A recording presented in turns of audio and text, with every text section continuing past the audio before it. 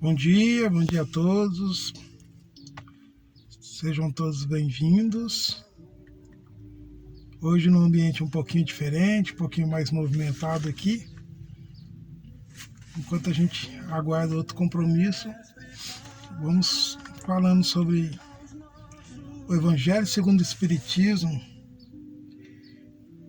no capítulo 5, Bem-aventurados os aflitos.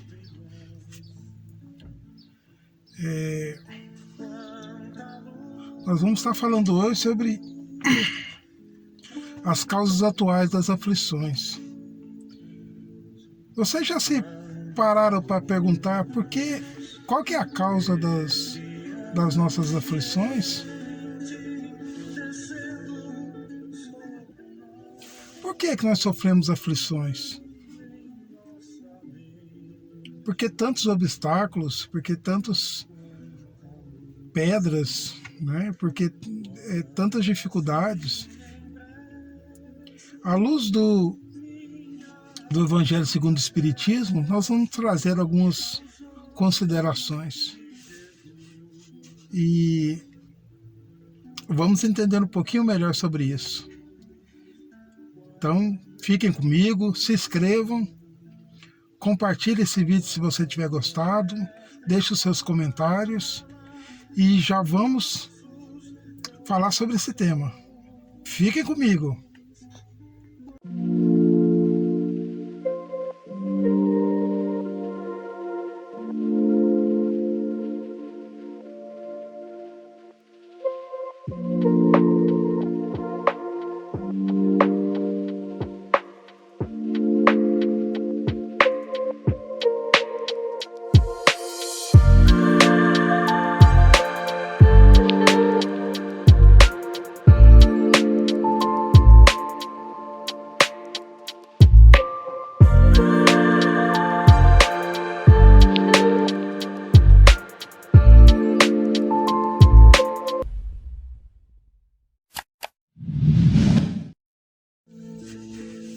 Vamos lá, meus amigos.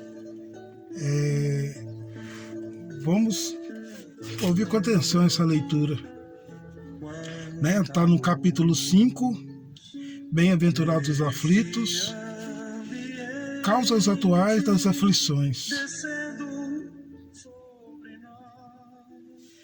As vicissitudes da vida são de duas espécies. Ou, se assim quer, tem duas fontes bem diferentes, que importa distinguir. Umas têm sua causa na vida presente, outras fora dela. Remontando a fonte dos males terrestres, se reconhecerá que muitos são a consequência natural do caráter e da conduta que os suportam. Quantos homens tombam por suas próprias falhas? Quantos são vítimas de sua imprudência, de seu orgulho e de sua ambição? Quantas pessoas arruinadas por falta de ordem, de perseverança, por má conduta e por não terem limitado seus desejos? Quantas uniões infelizes, porque são de interesse calculado ou de vaidade, com os quais o coração não tem? Quantas dissensões e querelas funestas se podia evitar com mais moderação e menos suscetibilidade? Quantos males e enfermidades são a consequência da intemperança e dos excessos de todos os gêneros?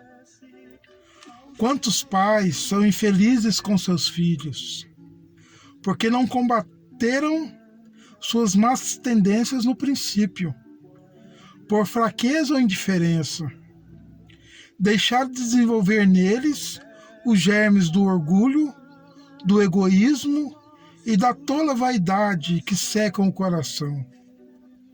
Depois, mais tarde, recolhendo o que semearam, espantam-se e se afligem pela falta de respeito e ingratidão.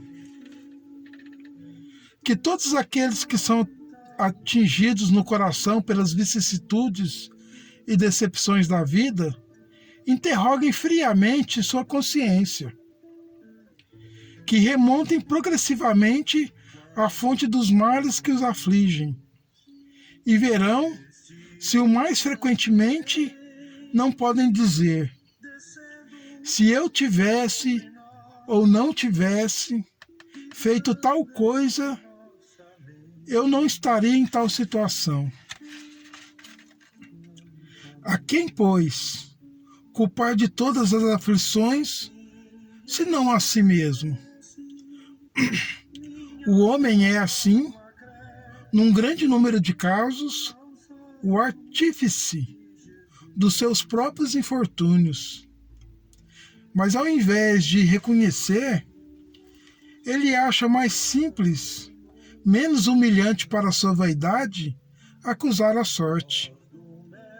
Providencia a chance desfavorável, sua má estrela, enquanto que sua má estrela está na sua incúria. Os males dessa natureza formam seguramente um notável contingente nas vicissitudes da vida.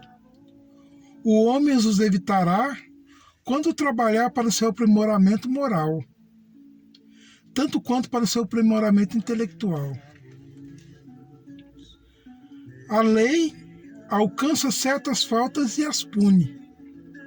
O condenado pode, pois, dizer-se que suporta a consequência do que fez, mas a lei não alcança e não pode alcançar todas as faltas. Ela atinge mais especificamente aquelas que prejudicam a sociedade, e não aquelas que não prejudicam, senão aqueles que as cometem. Mas Deus quer o progresso de todas as criaturas. Por isso, Ele não deixa impune nenhum desvio do caminho reto. Não há uma só falta, por pequena que seja, uma só infração à lei, que não tenha consequências forçadas e inevitáveis, mais ou menos tristes, de onde se segue que, nas pequenas, como nas grandes coisas, o homem é sempre punido pelo que pecou. Os sofrimentos que lhe são a consequência são para ele uma advertência de que errou. Eles lhes dão a experiência, fazendo sentir entre o bem e o mal, e a necessidade de melhorar para evitar no futuro o que lhe foi uma fonte de desgostos. Sem isso, não teria nenhum motivo para se emendar, e confiando na impunidade, retardaria seu adiantamento, e por conseguinte, sua felicidade futura. Mas a experiência, algumas vezes, vem um pouco tarde, quando a vida foi dissipada e perturbada, as forças desgastadas, e quando o mal não tem mais remédio. Então o homem se põe a dizer: se no início da vida eu soubesse o que sei agora, quantas faltas teria evitado? Se fosse recomeçar, eu faria tudo de outro modo, mas não há mais tempo. Como o obreiro preguiçoso diz: eu perdi minha jornada, ele também se diz: eu perdi a minha vida. Mas da forma que para o obreiro o sol se ergue no dia seguinte e uma nova jornada começa, permitindo reparar o tempo perdido, para ele também, depois da noite do túmulo, brilhará o sol de uma nova vida, na qual poderá aproveitar a experiência do passado e suas boas resoluções para o futuro. Belíssima leitura, não é, meus irmãos? E muito profunda nos seus conceitos. Nós vamos estar comentando sobre ela daqui a pouquinho. Reflita um pouquinho sobre a leitura e nós já voltamos para comentar sobre ela. Tá bom? Aguardo vocês. Boa tarde a todos.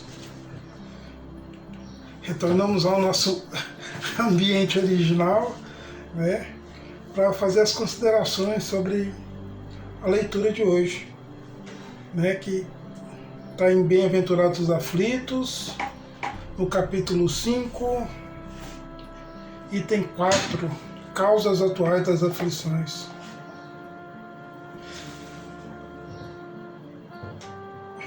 Alguns trechos aqui chamam bastante atenção, né, para nós. Porque todos nós, em algum certo momento, em algum momento da vida, né, se questiona, né, principalmente quando está passando por dificuldades, né, gente? Quando a gente está num momento difícil, a gente se questiona por que existem tantas aflições, tantos obstáculos, né, tantos percalços a serem vencidos. Por que tantas aflições? Né? Será que nós tínhamos que passar por isso? Será que a gente merece passar por isso? Esses questionamentos, eles ocorrem com todos nós, né? Em algum momento, a gente se questiona e esse texto vem de encontro ao questionamento e fazendo esclarecimentos bem interessantes, né, que vamos tirar bastante proveito deles, tenho certeza. Como eu disse, eu acho que sempre as leituras têm um coração que vai ser encontrado, né? Nada é por acaso. Então, tomara que venha trazer alento e esclarecimento, né? Por que das coisas estarem acontecendo e qual que é o objetivo, né? Então, vamos lá. O primeiro trecho aqui que eu vou destacar é com relação aos filhos, né? Diretamente aos pais que passam por aflições com os filhos, né? O texto traz uma boa reflexão aqui. Vamos lá, só destacar um pedacinho. Quantos pais são infelizes com seus filhos, porque não combateram suas más tendências no princípio, por fraqueza ou indiferença, deixaram-se desenvolver neles os germes do orgulho, do egoísmo e da tola vaidade, que secam o coração. Depois, mais tarde, recolhendo o que semearam, espantam-se e se afligem pela falta de respeito e ingratidão. Olha como é profundo isso. É que a gente sabe que o espírito, ele é imortal, que nós recebemos os filhos no nosso seio familiar e que cabe a nós os orientar e salvaguardar, né? Até que tenham condições de prosseguir com as suas próprias condições. Algumas características a gente sabe que é do espírito, nós sabemos disso, né? Então que a gente vê claramente isso, às vezes questão de temperamento, questão de posicionamento diante de problemas, questão de posicionamento diante da vida, né? A gente vê que é próprio do espírito, ele se destaca, essa característica se destaca no meio, no seio familiar, e claramente não é sob influência dos pais, né? É uma característica da própria criança, do adolescente. Mas o texto dito aqui fala aqui para aquelas situações onde os pais não combateram as más tendências no início.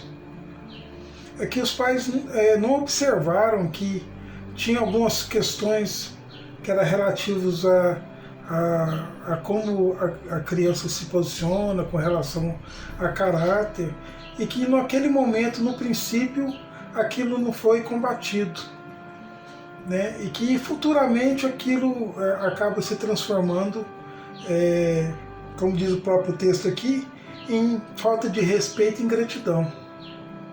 Ainda fala que os pais acabam colhendo aquilo que plantaram. Né? Essa falta de observação, essa falta desse cuidado. E sempre, acho que reforçando que não podemos também colocar tudo na conta dos pais. Né? Os pais são responsáveis, são orientadores? Sim, sim são. Mas cada espírito tem a sua história. Né? O espírito, ele absorvendo os cuidados dos pais, os conselhos, o entendimento, sim, vai andar por bons caminhos, né? E a colheita vai ser boa.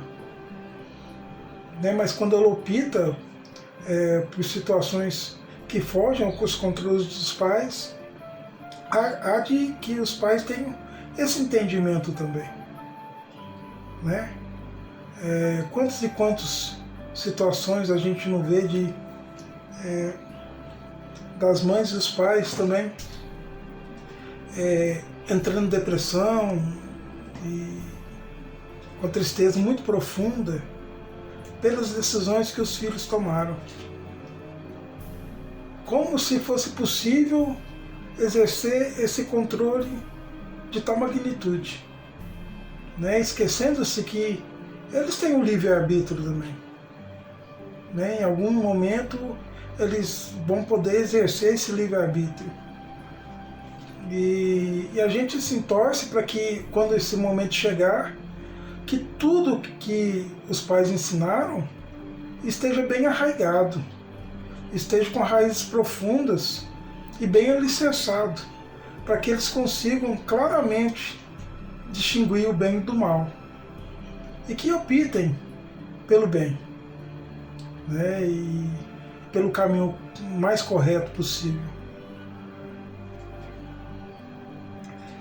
Aí fala também que outro trecho interessante fala que a lei humana ela alcança algumas questões, principalmente aquelas que vão contra a sociedade. Porque está dizendo que a lei humana ela vai punir de acordo com os códigos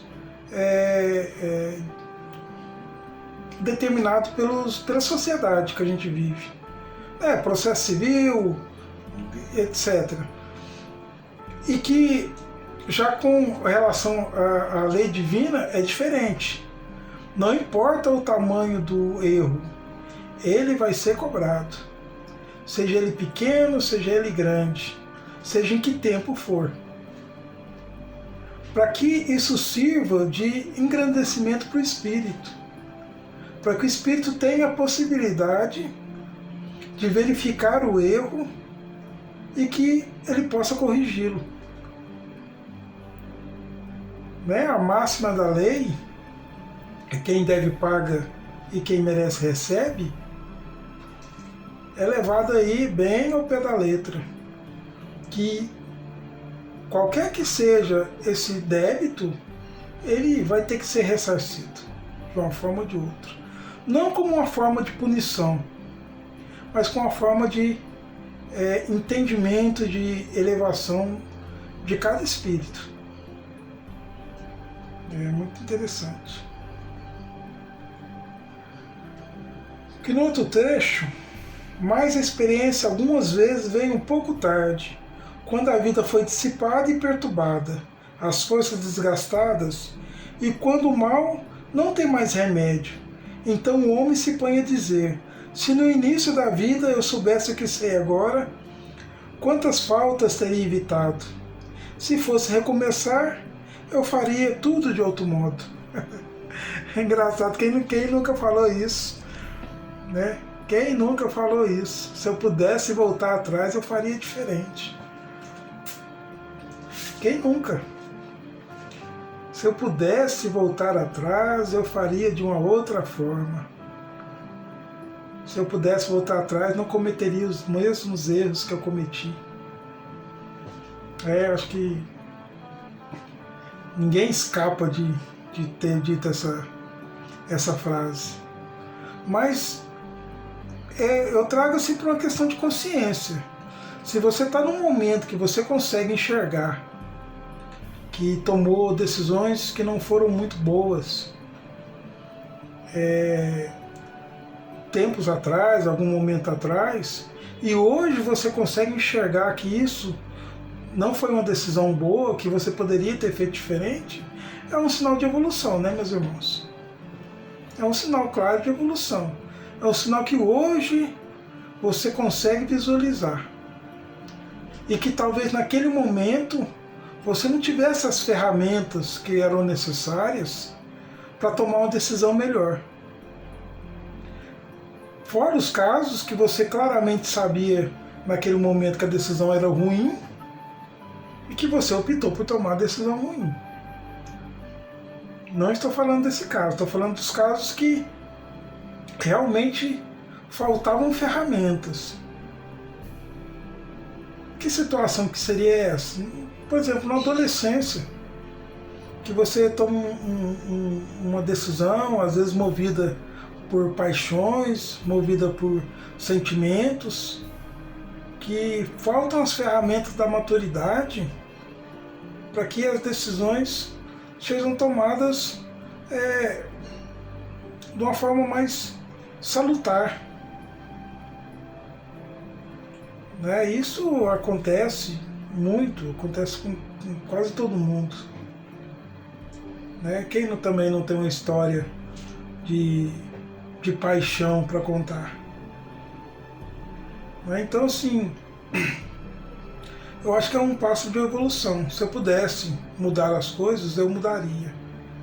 Mas traz também para que a gente... Tá, eu não pude mudar lá atrás, mas eu posso mudar no presente. Tomando decisões melhores, respirando fundo, contando até 10, ouvindo mais, não tomando decisões no momento de raiva, no momento que está descontrolado, porque a raiva é sempre uma péssima conselheira, sempre. Todas as decisões tomadas com raiva, geralmente a gente se arrepende. Porque nós estamos fora do nosso centro de energia. Nossa vibração abaixa. E quando a vibração está baixa, os conselhos que ouvimos não são dos melhores amigos. Então não é possível voltar lá atrás e corrigir, mas é possível, do presente para frente, tomar decisões melhores. Ou pelo menos a gente tentar se disciplinar. E que não é fácil também, em nenhuma etapa da vida. É fácil a gente se disciplinar, não é verdade? Mas aí nós já temos algumas ferramentas que a gente pode contar com elas. Principalmente a do aprendizado. E não é incomum a gente, já com um pouco mais de idade, que é o meu caso, começar a entender os pais. Veja que maravilha. Hoje eu entendo muito algumas coisas que a minha mãe me falava. Algumas coisas que ela fazia também. Que na época não tinha ferramentas, não conseguiria, não teria maturidade para isso. Mas hoje já é possível. Né? Diz que a gente vai mudando ao longo da vida. E à medida que a gente tem filhos e toma a vida adulta, nós vamos compreendendo melhor os posicionamentos dos nossos pais, né? por que foi dito um não naquele momento, por que não foi possível fazer, por que não foi dada alguma coisa que foi pedido, por que tratou com disciplina um momento de revolta. Nós vamos com a vida e com o desenrolar das coisas, recebendo essas ferramentas que nos possibilitam entender melhor as coisas. Não quer dizer que a gente vai ter o mesmo posicionamento dos pais, nem isso. Né? Podemos ter posicionamentos diferentes, entendimento diferente, fazer a coisa certa de um jeito diferente. Mas estabelecer a conexão do entendimento, do perdão, quando for o caso, se for o caso, de entender que também os pais caminham por um caminho de aprendizado e que fizeram o melhor possível. Muito bem. Esse foi o tema de hoje. É uma leitura muito profunda, muito interessante. Podemos estar explorando outras questões dessa leitura ainda, mas o que veio para ser dito dessa leitura foi isso. Né? Até que me espantou que puxou bastante para o lado da questão de pais e filhos, né? Dificuldades, né? na educação e aceitação dos limites que nós temos com relação, enquanto educadores, né? Dos nossos filhos. Nós temos que também ter essa clareza de pensamento de que estamos em aprendizado. Né? Que muito do aprendizado que a gente tem foi trazido dos nossos pais. E nem todos vão ser aplicáveis aos nossos filhos. Porque o entendimento muda, o mundo muda e as questões mudam. O que não muda é o que é certo e o que é errado. O que é bem e o que é ruim. O que é mal. Fazer o bem. Fazer a caridade. Amar o próximo como a ti mesmo. São máximas que não vão mudar. Muito bem. Eu agradeço a companhia de vocês. Por favor, se inscrevam no canal. Ajuda demais da conta. Compartilhe nas suas redes sociais. Né? Vamos tentar, se esse vídeo trouxe algum alento para você, foi bons momentos ouvindo, espero que tenha sido. Vamos compartilhar nas redes sociais, vamos pedir para os amigos se inscreverem, vamos dar essa força para o canal se fortalecendo. Né? E assim o YouTube também entende que o canal tem relevância e vai nos ajudando também.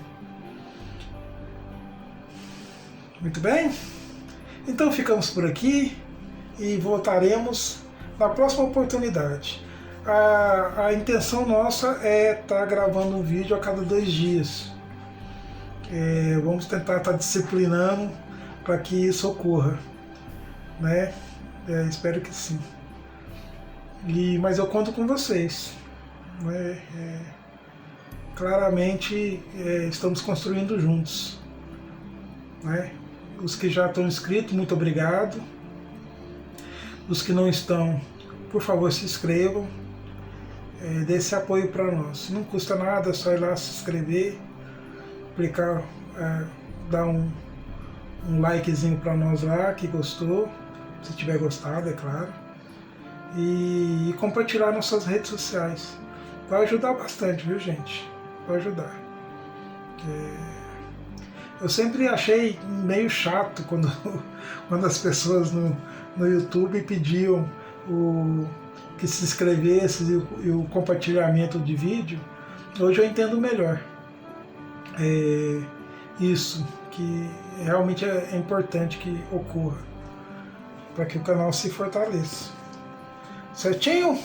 Muito obrigado, meus amigos, que Deus os abençoe, que nosso Senhor Jesus Cristo ilumine a casa de cada um, que nossos guardiões, nossos anjos protetores, nossos anjos da guarda, estejam com cada um de vocês, com as suas famílias, com seus filhos, né, orientando e trazendo a paz e a paciência que é necessária. Tá bom? Fiquem com Deus, que Jesus nos abençoe a todos e até a próxima.